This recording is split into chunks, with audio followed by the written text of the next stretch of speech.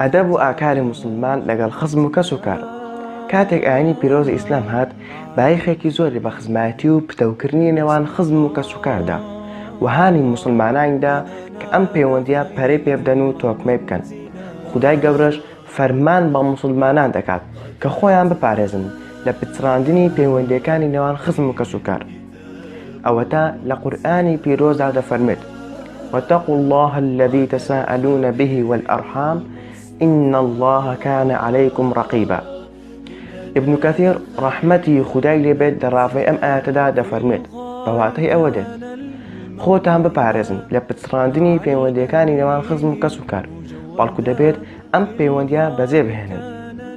لە ئاەتێکی تری قورئانی پیرۆزدا خودای گەورە دەفەرمێت: يا أيها الذين آمنوا قوا أنفسكم وأهليكم نارا وقودها الناس والحجارة. واتە ئەی ئەوانەی باوەڕتان هێناوە، خۆتان و خاو و خێزانتان لە ئاگرێک بپارێزن کە هەڵگیرسێنەری خەڵک و بەردە.